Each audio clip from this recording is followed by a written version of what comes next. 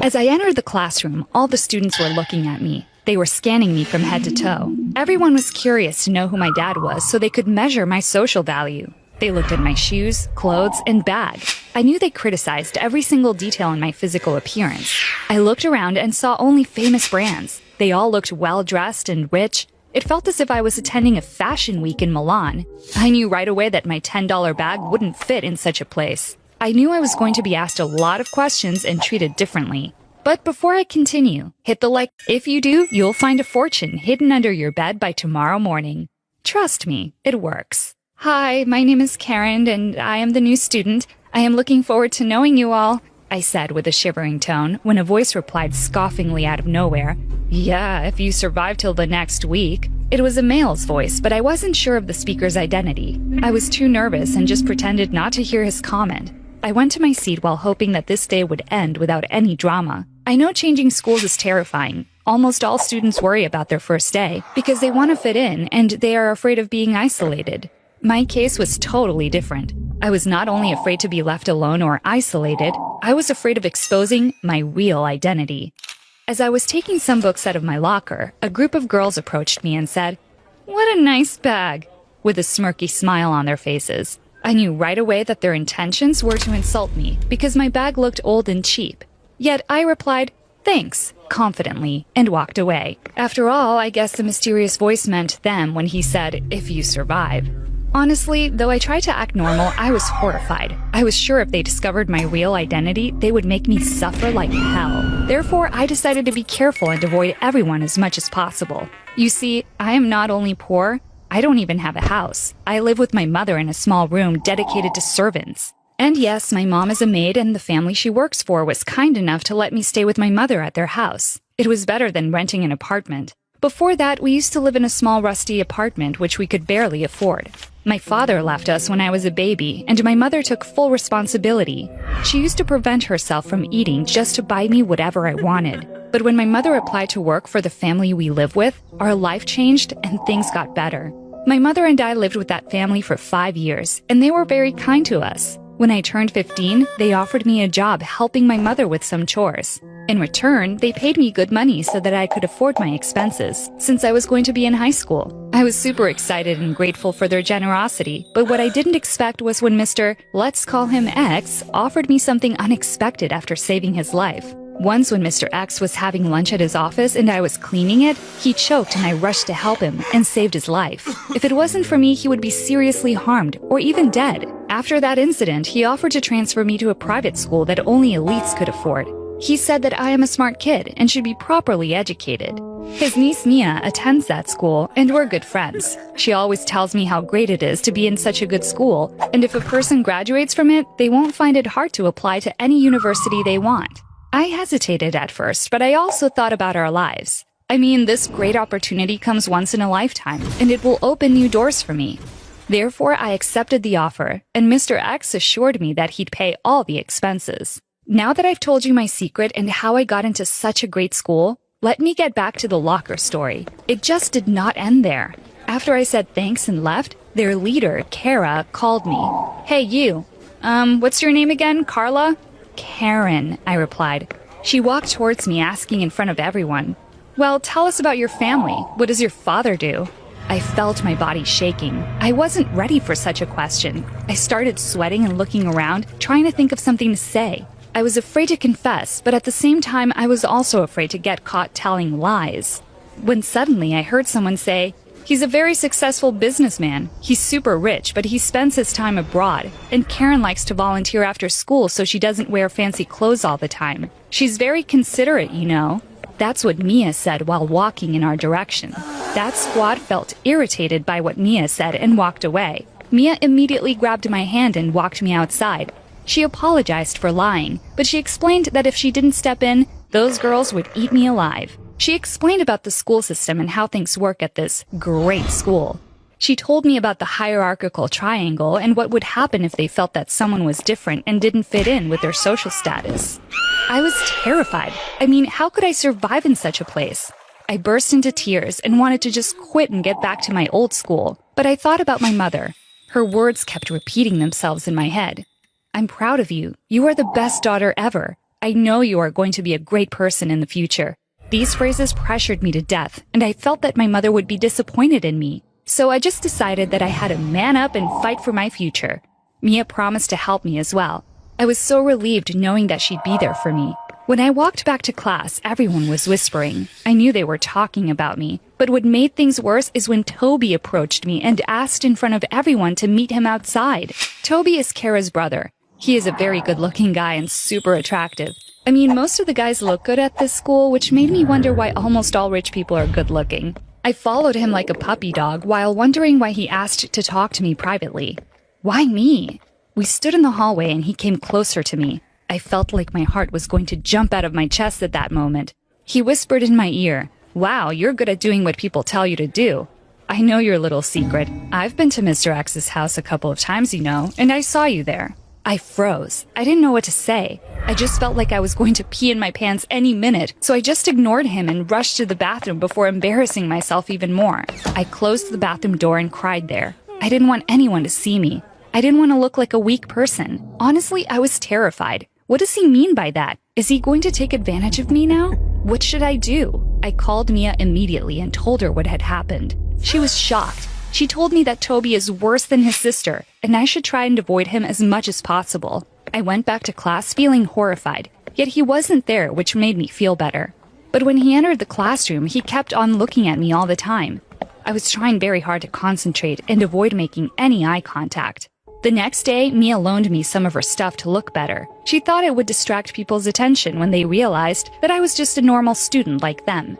She was such a great person. She brought me the most beautiful bag I'd ever seen, some accessories, and wonderful designer shoes. And when I walked to school that day, I felt triumphant. People will finally leave me alone, I thought. But I was wrong.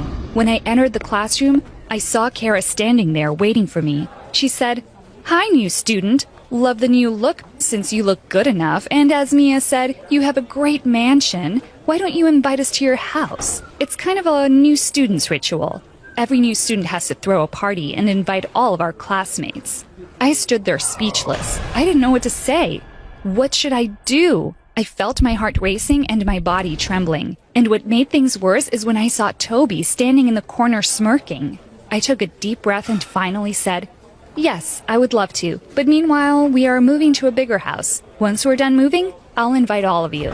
I hoped the conversation would end with this sentence. However, it did not. Kara didn't buy my pathetic lie and said, "It's all right, we can come today after school just to hang out, and then you'll throw us another party once you move to your bigger house." And she was stressing the word bigger. I immediately knew what was going on. I was sure that Toby told her what happened yesterday and exposed my real identity. She wants to embarrass me in front of everyone.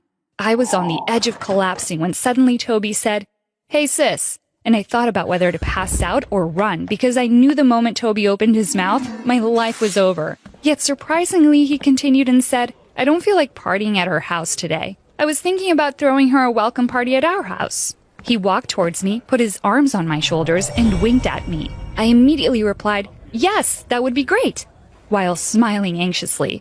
Kara's face turned red and everyone was shocked. I was shocked as well, yet desperate at the same time. But all I thought about back then was to get myself out of this mess in any possible way. During the lesson, all I thought about was Toby's reaction. I mean, why did he help me and stop his sister from embarrassing me? I glanced at him a couple of times, and every time I looked, I saw him glancing back at me. I felt a bit uncomfortable, yet I was blushing at the same time. He is so cute, and when he winked at me, my heart melted. I snapped back to reality when the teacher knocked on my desk, waking me up from my daydreaming, while telling me to wipe my drooling and pay attention. After class, I told Mia what happened, and she was shocked as well. However, she promised to help me and even suggested we go to the party together in her fancy car. However, she told me that what Toby did was unexpected and confusing. When Mia and I arrived at the party, I didn't expect what was going to happen that night. I didn't know that my life would turn upside down. When I thought Toby was trying to help me, I was wrong. Their evil genes are way too strong to have kindness in them. After a while, when almost all the school was there, Kara made an announcement and told everyone that she had a surprise for me. She invited me to the stage in front of everyone and called a maid to bring a special drink that was made especially for me. And when the maid approached me holding the drink, my heart stopped. It was my mom. That evil brat. She hired my mother to humiliate both of us. Mia was standing among the crowd and looked worried. She was surprised to see my mother there as well. I stared at my mother and I knew that she felt something was wrong, so she acted as if she didn't know me. I looked at Kara and saw the evilish look she had on her face. I knew that she planned for more. Kara walked towards my mother and poured her drink on her as if it was an accident. That's when I couldn't take it anymore and pushed Kara away. I helped my mother clean herself up and said in front of everyone, "This woman is my mother, and I won't let anyone treat her badly. She's a maid and I am proud. She dedicated her entire life to raising me and to giving me the best life ever. Having her as my mother is worth more than all of your fortune." I grabbed her arm and walked outside with her. While heading towards the door, I saw Toby walking in my direction. He tried to approach me, but I pushed him away and said, "I was stupid when I thought you may be different." Mia followed us and drove us home. My mother and I hugged each other and cried all night. She kept on apologizing, but I told her that I was embarrassed by what I had pretended to be rather than being myself. It's not her fault. She shouldn't feel bad. It's their parents' fault. They taught them to value money over humanity. That day made me stronger. I kept on attending the same school with my thrifty clothes and cheap bag. Weirdly, no one ever mentioned anything since that day, and Kara was avoiding me all the time. Mia was the only girl who spoke to me. Though I was neglected, no one else bothered me anymore, and I managed to focus on my studies. 7 years have passed since that day. I graduated with excellent grades and got a fully funded scholarship to a respectable university, and now I have a decent job. I'm proud of what I have accomplished, and I always aspire to become better. Though my job was very good, I applied for a better position at another company. After all, I don't want to be stuck at the same place all my life. When I went to the interview, I almost fainted when I saw Toby there. He was the CEO, and the company belonged to his parents. After the interview was done, I walked out of the room and brushed the idea of working there out of my head.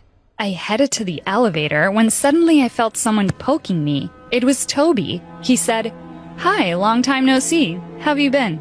I replied with a cold tone, "Fine," and turned around as he shocked me by saying, "I'm sorry."